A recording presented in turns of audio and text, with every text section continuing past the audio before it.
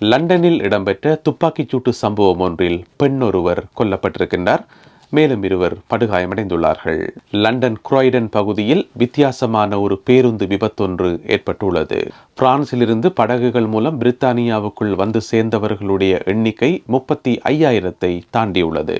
கடந்த 4 மாதங்களில் பெருந்தொகையானவர்கள் நாட்டை விட்டு வெளியேற்றப்பட்டுள்ளதாக அரசாங்கம் அறிவித்துள்ளது. இவை உள்ளிட்ட பல செய்திகளும் தகவல்களும் இன்றைய வீடியோவில் காத்திருக்கின்றன. விரிவான செய்திகள் தொடர்கின்றன.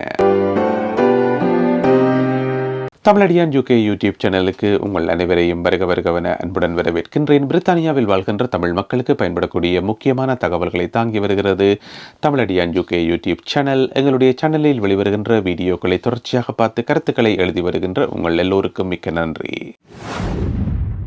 இன்றைய செய்திகளை பார்ப்பதற்கு முதல் லண்டனிலே இருக்கின்ற ஒரு பூங்காவிலே அழகிய கிறிஸ்மஸ் அலங்காரங்கள் செய்யப்பட்டிருக்கின்றன. அந்த கிறிஸ்மஸ் அலங்காரங்கள் குறித்த ஒரு சிறப்பு காணொளி தமிழ் ஃப்ளைட்ஸ் யூடியூப் சேனலில் வெளியாகி இருக்கின்றது. அந்த வீடியோவுக்கான லிங்க் கீழே முதலாவது கமெண்டில் போட்டு பின் பண்ணப்பட்டிருக்கிறது. எனவே ஆர்வமுள்ளவர்கள் அந்த வீடியோவையும் பார்க்குமாறு அன்புடன் கேட்டுக்கொள்கின்றேன். லண்டனில் இடம்பெற்ற துப்பாக்கிச்சூட்டு சம்பவம் ஒன்றில் பெண் ஒருவர் கொல்லப்பட்டிருக்கின்றார். மேலும் இருவர் படுகாயமடைந்து மருத்துவமனையில் அனுமதிக்கப்பட்டிருக்கின்றார்கள். இந்த சம்பவம் எப்போ நடந்திருக்குன்னு பார்த்தீங்கன்னு சொன்னால், நேற்று சனிக்கிழமை டிசம்பர் மாதம் 14 இரவு 9:15 அளவில் லண்டன் ஹால்ஸ்டன் பகுதியில், அதாவது வடமேற்கு லண்டன் பகுதியில் இருக்கின்ற ஹால்ஸ்டன் பகுதியில் இந்த சம்பவம் இடம்பெற்றிருக்கின்றது. அப்பகுதியில் இருக்கின்ற கிஃபர்ட் ரோட் என்று சொல்லப்படுற ஒரு தெருவில் இந்த குறித்த பெண்ணும் மற்ற இருவரும் வீதியால் நடந்து வந்தொன்றுக்குள்ள அவர்கள் தேவாலயம் ஒன்றில் தொழுதுவிட்டு வெளியே வந்ததாக சொல்லப்படுகின்றது. எனவே அவர்கள் வீதியால் வந்து கொண்டிருக்கின்ற போது இனந்தெரியாத நபர்கள் அவர்கள் மீது துப்பாக்கியால் சுட்டதில் குறித்த அந்த பெண்மணி அந்த இடத்திலேயே வீழ்ந்து உயிரிழந்திருக்கின்றார். மற்ற இருவரும் படுகாயமடைந்திருக்கின்றார்கள். இந்த தாக்குதலை நடத்திய தாக்குதலாளிகள் அங்கிருந்து தப்பியோடிவிட்டார்கள். இதுவரை அவர்கள் கைது செய்யப்படவில்லை. இந்த சம்பவம் தொடர்பாக சாட்சியம் வழங்கிய அயலவர்கள் தெரிவிக்கின்ற போது, தாங்கள் பாரிய சத்தத்துடன் கூடிய 6 அல்லது 7 துப்பாக்கி சூட்டு சத்தத்தை கேட்டதாகவும், அதனைத் தொடர்ந்து தாங்கள் ஜன்னலை திறந்து பார்த்தபோது குறித்த அந்த பெண்மணி நடுவீதியிலே சுருண்டு விழுந்திருந்ததாகவும், அவர் அசைவற்று கிடந்ததாகவும், காயமடைந்த ஏனைய 2 ஆண்களும் அவர்களுடைய கால்களை இழுத்து அங்கும் இங்கும் ஓடி சேர்ந்ததை தாங்கள் கண்டதாகவும், இதன் மூலம் அவர்களுக்கு காலிலே துப்பாக்கிச்சூடு நடந்திருக்கலாம் என தாங்கள் ஊகித்ததாகவும் சாட்சியம் வழங்கியிருக்கிறார்கள். இது சம்பந்தமான விசாரணைகளை போலீசார் மேற்கொண்டு வருகிறார்கள். லண்டன் குராய்டன் பகுதியில் வித்தியாசமான ஒரு பேருந்து விபத்தொன்று ஏற்பட்டிருக்கின்றது. இந்த விபத்து கூட நேற்று சனிக்கிழமை 14 இரவு 11 அளவில் ஏற்பட்டிருக்கிறது. ஒரு டபுள் டெக்கர் பஸ் ஒன்று ஒரு உயரம் குறைந்த பாலத்துக்கு கீழால போயிருக்குது. பொதுவாக அந்த பாலத்துக்கு கீழால டபுள் டெக்கர் பஸ் போகிறதுக்கு அனுமதி இல்லை. அப்படி இருந்தும் கூட டிரைவர் அதை கவனிக்காமல் அந்த பாலத்துக்கு கீழே விட்டுருப்பார் போல நடக்குது. இந்த சம்பவம் குராய்டன் நகருக்கு அருகில் இருக்கின்ற நோவுட் ஜங்ஷன் பகுதியில் நடந்திருக்கிறது. நேற்றிரவு 11 அளவில் அங்கிருக்க கூடிய ஒரு ரயில்வே பாலத்துக்கு கீழால பஸ்ஸை கொண்டு போயிட்டு விட்டுருக்கிறார். அப்போ அதில் பாலத்தில் பஸ் மோதினதால அந்த டபுள் டெக்கர் பஸ்ஸினுடைய மேல் பக்க டெக் அது அப்படியே அந்த ஸ்லைஸ் பண்ண மாதிரி, வெட்டி எடுத்த மாதிரி அப்படியே துண்டாக நொறுங்கி இருக்குது. தெய்வாதீனமாக அந்த நேரத்தில் இரவு 11 மணிக்கு மேல் டெக்கில் யாருமே இருக்கிற என்று சொல்லப்படுது.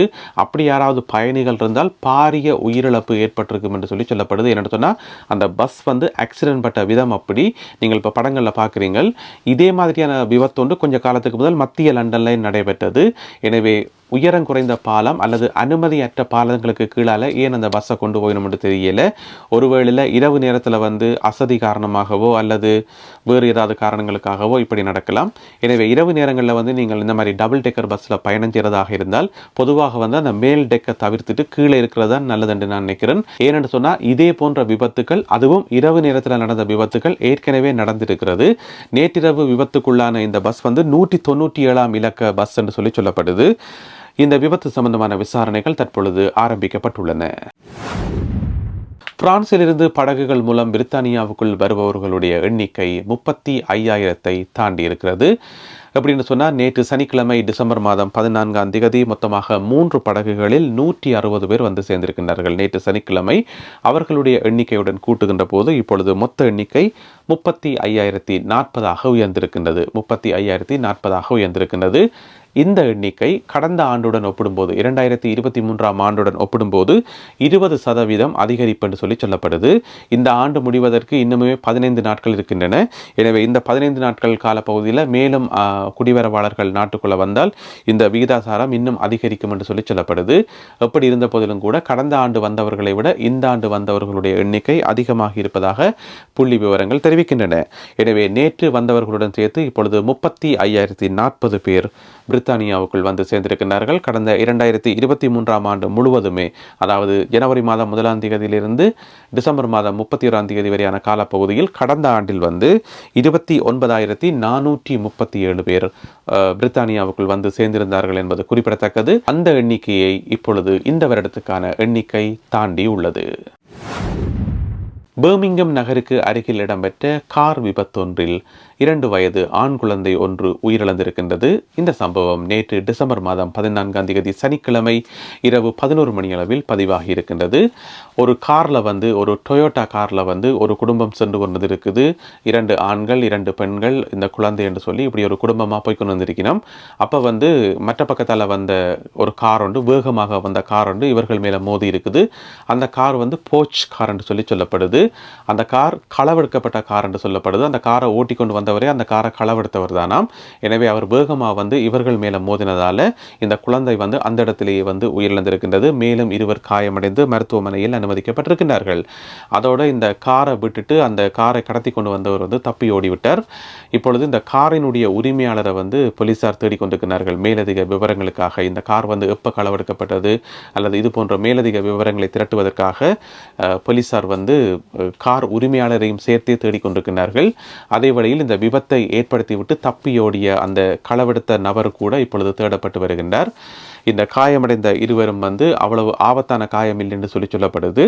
இது சம்பந்தமான விசாரணைகளை பர்மிங்கம் போலீசார் மேற்கொண்டு வருகிறார்கள். கடந்த 4 மாதங்களில் பிரித்தானியாவில் இருந்து பெருந்தொகையானவர்களை தாங்கள் வெளியேற்றியிருப்பதாக அரசாங்கம் இன்று அறிவித்துள்ளது.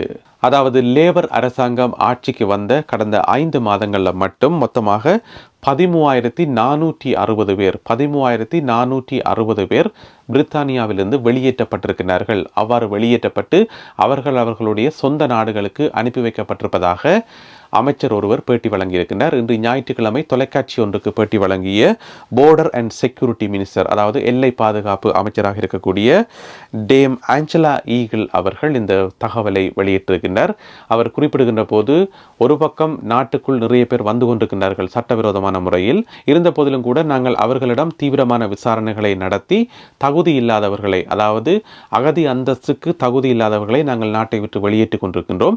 அந்த வகையில் கடந்த 5 மாதங்களில் 13,460 பேரை நாட்டிலிருந்து வெளியேற்றி இருக்கிறோம் என்று சொல்லி அமைச்சர் அவர்கள் குறிப்பிட்டார். அப்பொழுது அமைச்சர் அவர்களிடம் செய்தியாளர் ஒரு கேள்வி கேட்டார். இன்னும் இருந்த போதிலும் கூட நீங்கள் எல்லை பாதுகாப்பை வந்து பலப்படுத்துவதாக சொன்னீங்க, ஆனால் பலப்படுத்தின மாதிரி தெரியல. தொடர்ச்சியாக வந்து குடிவரவாளர்கள் வந்து கொண்டு தானே இருக்கணும். இதை கட்டுப்படுத்துறதுக்கு நீங்கள் என்ன செய்ய போறீங்க, என்ன விதமான நடவடிக்கைகளை எடுக்க போறீங்க என்று சொல்லி அமைச்சரை பார்த்து செய்தியாளர் கேட்டார். அந்த கேள்விக்கு பதில் வழங்கிய அமைச்சர் அவர்கள், இதற்கான பதிலை வந்து நான் இந்த அறையில இருந்து கொண்டு சொல்ல விரும்பல, நாங்கள் செயல்கள் மூலம் காட்ட விரும்புகிறோம். இன்னும் ஒரு 5 மாதம் பொறுத்துக் கொள்ளுங்க.